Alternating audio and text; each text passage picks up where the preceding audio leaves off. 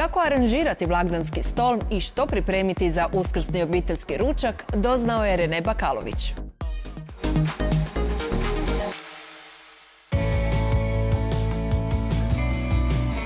Postići blagdanski ugođaj nije jednostavan zadatak kao što bi se moglo učiniti. Naime, treba istovremeno održati eleganciju, ali i osigurati toplinu obiteljskog druženja. Baš zato smo se za savjet obratili profesionalcima čuvenog zagrebačkog hotela Tihani Becik i Ani Grgić. Tihana svakog tjedna mijenja postav cvijeća u cijelom hotelu, a njene blagdanske kreacije mala su umjetnička djela. Ideja se rađa u stvari samo od sebe. Znači, evo, ja još jutros nisam znala u stvari što ću danas raditi. I kroz traženje vaza, materijala, jednostavno se rodi ideja. Tihana je jedna od sretnica koju svakodnevni posao privlači i ispunjava. Nakon osnovne škole, kao djevojčica, htjela sam kreirati. Gledala sam to kao na posao kroz igru.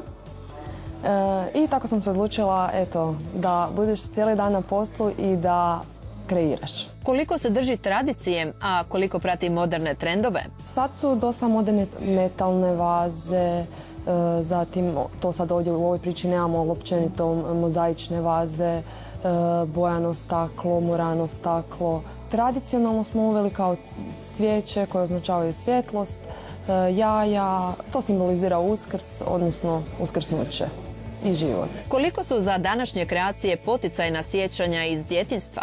Pa uglavnom su to bile pisanice, mama imala keramičke koke koje ja danas i ne bi stavila. Onako toplo u obiteljskom duhu. Što je od Uskrsa iz djetinjstva u Bosni ostalo u sjećanju vrhunskoj šefici? Kod nas je tradicija uskršnjeg doručka, u stvari najviše mi je ostalo u sjećanju.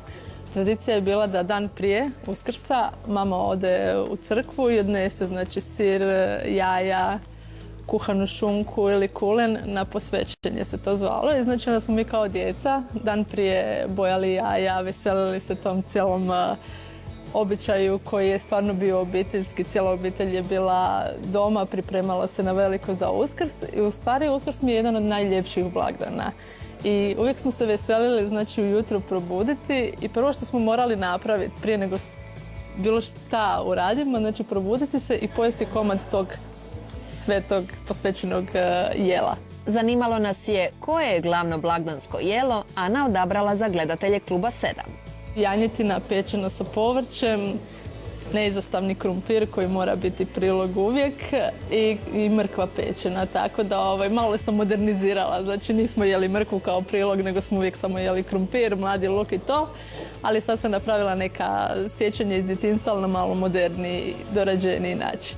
Koji su Anini pomaci u odnosu na tradiciju?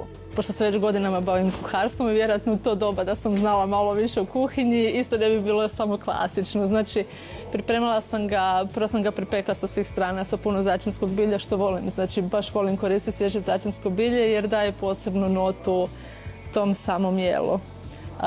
I onda sam je stavila u pleh, prekrila crvenim vinom, začinskim biljem i puno povrća, poklopila i stavila u pećnicu na 2 sata, otvorila i na kraju sam to sve iskuhavala u jednoj posudi dok nisam dobila fini kremasti gusti umak, da bude što slasnije. Vjerujemo da ćete prepoznati kako su Ana i Tihana izvanredan profesionalni par. To je stvarno jedna jako lijepa suradnja jer cijelo vrijeme ona se divi mojim stvarima, ja njenim i onda nešto učimo, znači jedna od druge. Tako da ova cijela kultura stola, dekoracija i aranžman je stvarno dosta jako bitan za taj, pogotovo blagdanski ugođaj.